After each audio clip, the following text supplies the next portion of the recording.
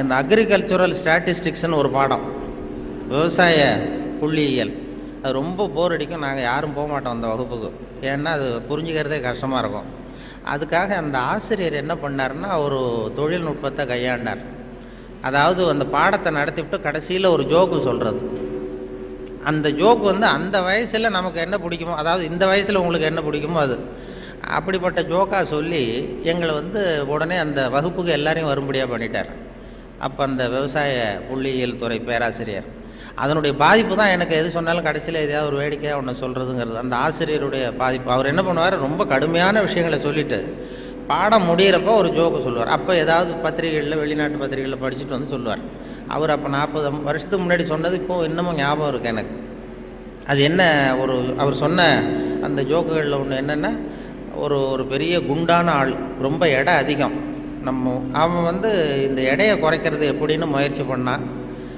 முதல்ல எவ்வளவு எடை இருக்கும் அப்படின்னு சொல்லி ஒரு எடை போடுற மிஷினில் ஏறி நின்று காசை போட்டானா. டிக்கெட் வந்து விழுந்தது. அதில் எழுதியிருக்கும், என்ன எழுதியிருக்கு அப்படின்னு பார்த்தா, ஒரு சமயத்தில் ஒருவர் மட்டுமே ஏறி நிற்கவும் அப்படின்னு இருந்துதான்.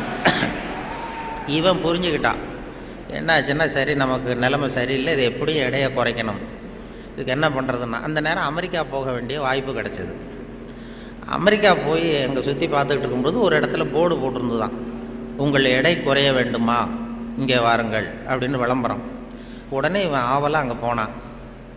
அங்கே ஒரு இடத்துல அந்த மேனேஜர் மாதிரி ஒரு ரிசப்ஷனில் ஒரு பொண்ணு உட்காந்துருந்தது. என்ன ஏன்னா, நான் இந்தியாவிலேருந்து வந்திருக்கேன், எனக்கு எடை குறையணும் அப்படின்னா, உனக்கு ஆர்டினரி ட்ரீட்மெண்ட் வேணுமா, ஸ்பெஷல் ட்ரீட்மெண்ட் வேணுமா, ஆர்டினரி டீலக்ஸ்ன்னு 2 ட்ரீட்மெண்ட்டு கொடுக்குறோம் எடையை குறைக்கிறதுக்கு, உனக்கு எது வேணும்னு கேட்டிருக்க அந்த அம்மா. இவன் பார்த்தான், எதுக்கு அனாவசியமாக செலவு, ஆர்டினரி ட்ரீட்மெண்ட்டே போகிறோம் அப்படின்ட்டுருக்கான். அப்படின்னா இந்த பக்கம் போ இந்த ரூமுக்கு அப்படின்னு சொல்லி கதவை திறந்து விட்டு தான் இவன் ஆவலாக உள்ள போயிட்டான். அந்த எடையை குறைக்க வேண்டிய போனால் அங்கே மேஜை நாற்காலி எல்லாம் செதறி கிடக்கு, அங்கேயும் இங்கேயுமா, ஒரு ஒழுங்காக இல்லை.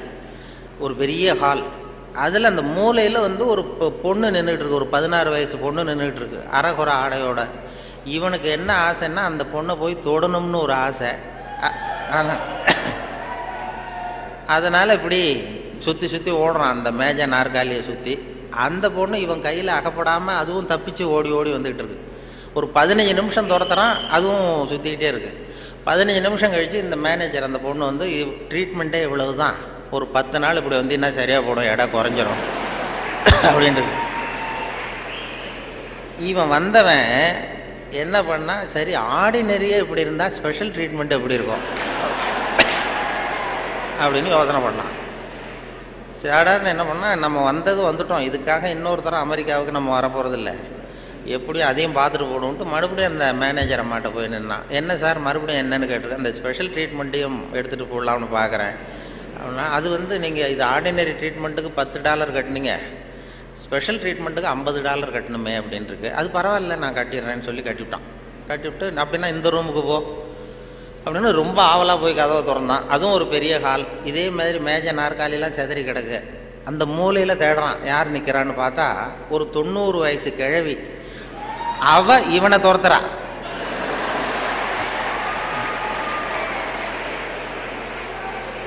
இவன் தப்பிச்சா போறோம்னு சுற்றி சுற்றி ஓடி வரான். சுற்றி வந்து வெளியில் வந்து விறுவிறுக்க ஓடி வந்து போகிறோம் சார் அப்படின்னா, இது ஒரு 4 நாள்லேயே சரியாக போடுங்க உங்களுக்கு அப்படின்ட்டு வந்துட்டான்.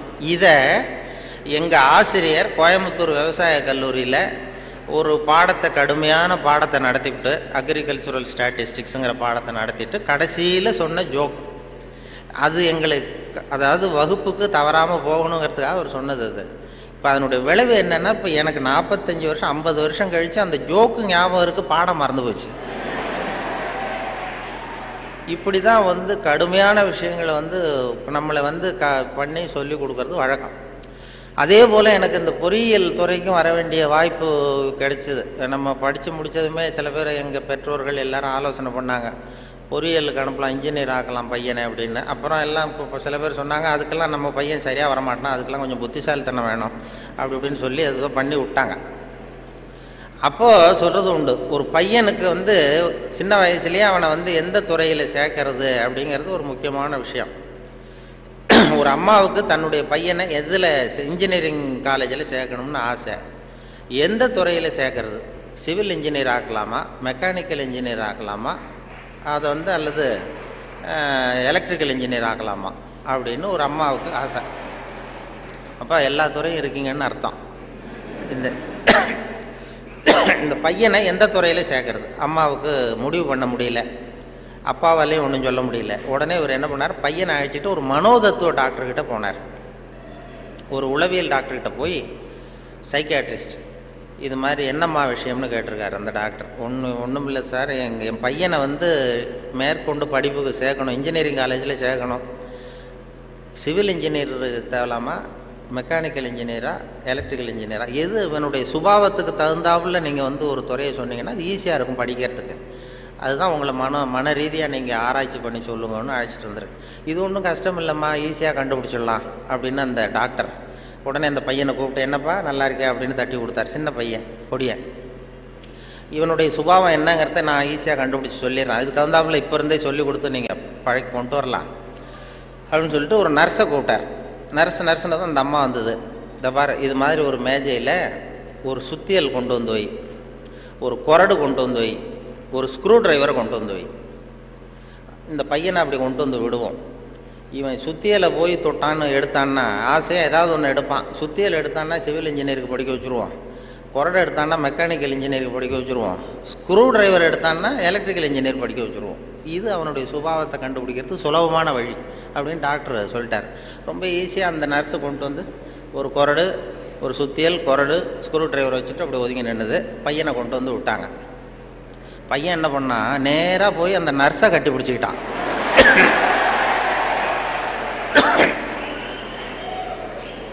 உடனே அந்த டாக்டர் சொன்னாராம், இவனை டாக்டருக்கு படிக்க வச்சுருங்க,